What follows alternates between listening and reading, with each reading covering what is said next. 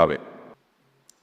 নামাজের মধ্যে ওযু ভাঙছে, এরপরে যদি আপনি ইচ্ছাকৃতভাবে নামাজ পড়ান অপবিত্র অবস্থায়, অবশ্যই গুনাহগার হবে। কিন্তু জানেন না আপনি যে নামাজের ভিতরে ওযু ভেঙে গেছে, তো জানেন না, এটা তো আপনার নিয়ন্ত্রণে না। পরে আপনি টের পাইছেন নামাজের পরে, ওফো আমার তো ওযু ভেঙে গেছে, ওই জায়গা থেকে ব্লিডিং হয়েছে, নাপাক বের হয়েছে, আপনি পরে টের পেলেন, তাহলে সেক্ষেত্রে এর কারণে গুনাহ হবে না, কারণ এটা তো আপনার ইচ্ছা না। লা ইউকাল্লিফুল্লাহু নাফসান ইল্লা উসআহা। আল্লাহ মানুষের সাধ্যের বাইরে কিছু মানুষকে চাপিয়ে দেন না। আপনি তো জানতেন না যে ওযু ভেঙে গেছে, বিধায় আপনার কোনো গুনাহ এর জন্য হবে না। কিন্তু ওযু ভেঙে গেছে, তারপর ঠিক নামাজ আপনি নামাজ পড়ে যাচ্ছেন, এটা গুনাহ হবে। অনেকে জামাতে নামাজে এরকম করেন যে জামাতে নামাজ পড়তেছেন, ওযু ভেঙে গেছে, এখন চিন্তা করতেছেন এত মানুষের মধ্যে যদি আমি বাইর হয়ে চলে যাই, তো সব মানুষগুলো টের পেয়ে যাবে যে বেচারা একটা কিছু ঘটছে। এটা তো লজ্জার কথা। তার নামাজ পড়ে চলে গেলাম, এটা গুনাহের কথা, এটা জায়েজ নাই। আপনি অবশ্যই বের হয়ে যাবেন, বের হয়ে ওযু করবেন। কে কি ভাবলো এটা দেখার কিছু না। বায়ু বের হওয়া বা কোনো নাপাক বের হওয়া, এটা তো স্বাভাবিক বিষয়, সবারই হয়। এটাকে আপনি লুকানোর চেষ্টা করার দরকার নেই, কারণ এটা কোনো দোষের বিষয় না যে আমার এটা হয়েছে, আমি কোনো অন্যায় করেছি। অতএব কিছু কিছু ক্ষেত্রে শয়তান আমাদের মধ্যে লজ্জা ঢুকায় দেয়। এই লজ্জা ইমানের অঙ্গ না, এটা কুফরের অঙ্গ। এই লজ্জা আল্লাহর তরফ থেকে আসে, শয়তানের তরফ থেকে আসে, যে লজ্জার কারণে আমি ভালো কাজ থেকে দূরে থাকি। অতএব এরকমই করা যাবে না। হ্যাঁ, যদি এরকম হয় যে আপনি এমন এক জায়গায় নামাজে দাঁড়াইছেন, আশেপাশে এমন ঠাসাঠাসি যে বাইর হয়ে বলতে যাইতে পারবেন না, কোনো অবস্থা নাই, তো নামাজ ছেড়ে আপনি দাঁড়ায় থাকবেন, বসে থাকবেন, অপেক্ষা করবেন। বুঝেন নাই? নামাজের নিয়াত ছেড়ে দিবেন, দিয়ে অপেক্ষা করতে থাকবেন, সেরকম কিছু করবেন। আশপাশে মানুষ দেখে যাবেন, দেখুক, সমস্যা কি, আপনি কোনো অন্যায় করছেন? আমরা অনেক অন্যায় কাজ করতে আমাদের লজ্জা হয় না, কিন্তু যেটা অন্যায় না সেটা করতে কি হয়? লজ্জা হয়।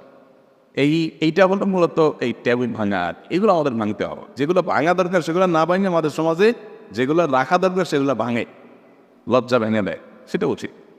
জোহরের 4 রাকাত সুন্নাত নামাজ আদায় করার সময় 2 রাকাত শেষ করতেই ফরজ নামাজের জন্য মুয়াজ্জিন একামত কানে আসবে। এমত অবস্থা করণীয় কি? 2 রাকাতের শেষ হচ্ছে, তখন আপনি একামত চলেছেন, তাহলে সাথে সাথে সালাম ফিরে ফেলবেন। দ্বিতীয় রাকাতে সালাম ফিরে জামাতে দাঁড়ায় যাবেন, কারণ ইমাদিস সালাতু ফালা সালাতা ইল্লাল মাকতুবা। নবী সাল্লাল্লাহু আলাইহি ওয়াসাল্লাম বলেছেন, যখন নামাজের জন্য একামত দেওয়া হয় তখন ফরজ নামাজ পড়বেন, আর কোনো নামাজ না। এখন যদি দ্বিতীয় রাকাত একটা স্টেশনে আছেন, অতএব সালাম ফিরে ফেলবেন, ফিরে ফরজ নামাজে দাঁড়াবেন। আর যদি আপনি দ্বিতীয় রাকাত শেষ করে তৃতীয় রাকাতে শুরু করেছেন, দ্বিতীয় রাকাত মাঝখানে আছেন, তাহলে আপনি তাড়াতাড়ি করে বাকি নামাজ শেষ করে সালাম ফিরে ফেলবেন। বুঝতে পেরেছেন? এক্ষেত্রে আরব উলামা ইকরাম অবশ্য বলেন যে ওই অবস্থা ছেড়ে দিবেন। তো ওই অবস্থা ছেড়ে দিয়ে তো আবার আল্লাহ বলেছেন, লা তুবতিলু আমালাকুম, আমলকে বাতিল করিও না। তো আমল বাতিল করার অনেক প্রক্রিয়া হতে পারে, এটা একটা প্রক্রিয়া যে আপনি মাঝখান দিয়ে ছেড়ে দিলেন।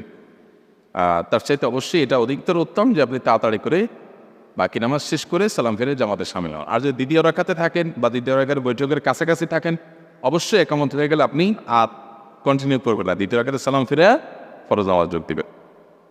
আমাদের অনেক অজানা ভুলের কারণে আমরা ঈমান হারাই। এক্ষেত্রে পুনরায় ঈমান আনার জন্য করণীয় কি? ঈমান যদি ভেঙে যায় নিজেদের অজান্তে বা অসতর্কতার কারণে, তাহলে পুনরায় ঈমান আনার জন্য আল্লাহর কাছে তওবা করতে হবে যে আল্লাহ, ওই কাজটা আমি করেছি, আমি অন্যায় করেছি, আমি মাফ চাই, ওই কথাটা আমি বলেছি সেটা আমার ভুল ছিল, আমি ফিরে আসছি, আমি আর বলবো না, আমি আর পড়বো না। অনুতপ্ত হওয়া, লজ্জিত হওয়া, আল্লাহর কাছে মাফ চাওয়া এবং নতুন করে আল্লাহর প্রতি আস্থা, আল্লাহর প্রতি বিশ্বাস, আল্লাহকে স্বীকারোক্তি দেওয়া, তার একত্ববাদের, এগুলো নতুন করে নবায়ন করে নেওয়া। বাস, আশহাদু আল্লা ইলাহা ইল্লাল্লাহ ওয়া আশহাদু আন্না মুহাম্মাদান আবদুহু ওয়া রাসূলুহু, ঈমান হয়ে গেল। ওগুলোর জন্য লজ্জিত হয়ে, ঈমান ভাঙার যে বিষয়গুলো ছিল লজ্জিত এবং অনুতপ্ত হয়ে ভবিষ্যৎ আর না করার সংকল্প করা এবং আল্লাহর কাছে মাপ চেয়ে ঈমান আনয়ন করা যথেষ্ট ইনশাআল্লাহ, নতুন করে ঈমান নবায়ন করার জন্য। একজন হুজুরের দোষ প্রকাশ করতে গিয়ে যদি গণহারে বলা হয় সকল হুজুরগণই একই রকম, এক্ষেত্রে কি সেই লোক গুনাহগার হবে? কী ধরনের গুনাহগার হবে এবং এর ভয়াবহতা কী? দেখুন, একই লোক যদি এই ধরনের কোনো অন্যায় করেছে, কোনো একজন হুজুর করেছে, আবার অন্য আরও অনেক হুজুর আছে তারা সে অন্যায়টা করে নাই, গণহারে কথা বললে এটা অপরাধের মাত্রাটা অনেক ভয়াবহ। কীরকম ভয়াবহ? ধরেন দেশে, ফর এক্সাম্পল, দেশে 10 লাখ হুজুর আছে, 10 লাখ। একটা অপরাধ একজনে করেছে, একই অপরাধ ধরেন আরো 2-4 হাজার হুজুরের মধ্যে আছে, বাকি মানুষের মধ্যে নাই। তাহলে আপনি সব হুজুরের যখন দোষী বানাইলেন, তাহলে 10 লাখ মানুষকে মিথ্যা অপবাদ দেওয়ার বিনা আপনি করলেন। সহজ বিষয়। একটা লোক জেনা করেন, আপনি বলছেন তুমি জেনাকার, একজন লোক সুদ খায় না, আপনি বলছেন তুমি সুদ কর। একজন লোক মিথ্যা বানাইতে বলছে মিথ্যাকারী, মিথ্যাবাদী। এইভাবে একটা লোককে অপবাদ দেওয়া, এটা অনেক বড় অনেক কবিরা করা। সেখানে আপনি এক বাক্যে একসাথে গোটা হুজুর গোষ্ঠী সব খারাপ বলে আপনি সবাইকে খারাপ বলে সবার বিরুদ্ধে অপবাদ দিলেন। এতগুলো মানুষের বিরুদ্ধে মামলা আপনার কিয়ামতের ময়দানে হবে, এতগুলো মানুষ বাদী মামলা হবে আপনার বিরুদ্ধে কিয়ামতের ময়দানে, কি জবাব হবে দল? এই জন্য এই গলহারে কথা বলতে খুব সাবধান। অনেক সময় আমরা জেলা নিয়ে এরকম কথা বলি যে এই জেলার মানুষ সব খারাপ। ভালো মন্দ সব জায়গায় আছে, কোন জায়গায় হয়তো বেশি আছে। আপনি যে সব খারাপ বলে দিলেন, এবার ওই এলাকার ভালো মানুষগুলোকে যে আপনি খারাপ বললেন, তাহলে তো আপনি অপবাদ দিলেন, মিথ্যা অপবাদ দিলেন। মিথ্যা অপবাদ দেওয়া এটা গীবতের চাইতে ভয়ঙ্কর গুনাহ। তাহলে এক বাক্যে আপনি লাখ লাখ তহমতের গীবতের গুনার চাইতে ভয়াবহ গুনাহ আপনি করে ফেললেন এক বাক্যে। কত ডেঞ্জার আছে বিষয়গুলো। তো এইগুলো আমরা সময় খেয়াল করি না যে আমি কি বলতেছি। ইমানদারের জন্য যা বলবে চিন্তা করে বলবো। আল্লাহ কোরআনে বলেছেন মা ইয়ালফিযু মিন কাওলিন ইল্লা লাদাইহি রাকীবুন আতীদ। আপনি মনে করতেছেন আমি বলে চলে গেছি, কি হয়েছে, কে শুনছেন? আল্লাহ বলেছেন এই দুই ঠোঁট দিয়ে এমন কিছু উচ্চারিত হয় না যা সংরক্ষণ, এটার কড়ায় গন্ডায় হিসাব রক্ষণ করার জন্য ফেরেশতা থাকে না। এমন কোনো কথা মানুষ বলে না, প্রত্যেকটা কথাই সংরক্ষণ হয়।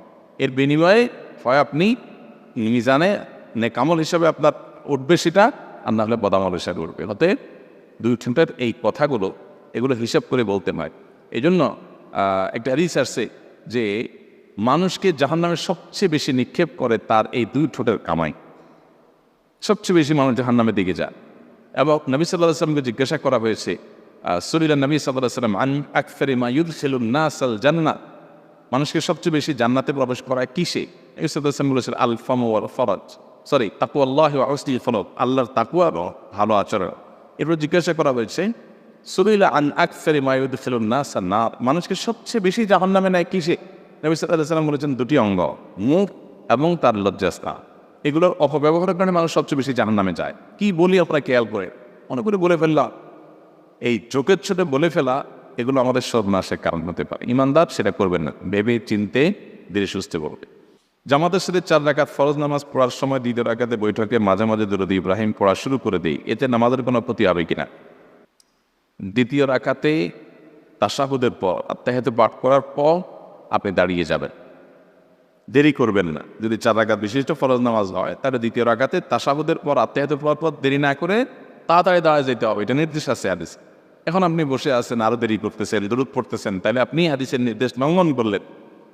এই জন্য 4 রাকাত আলা ফরজ নামাজের দ্বিতীয় রাকাতে যদি আপনি বৈঠকে আত্তাহিয়াতের পর দুরূদও পড়ে ফেলেন ভুলে, আপনি মনে করছেন শেষের রাকাত, শেষে টানা চোটে পড়ে ফেলছেন, তাহলে শেষে সিজদা সাহু দিবেন।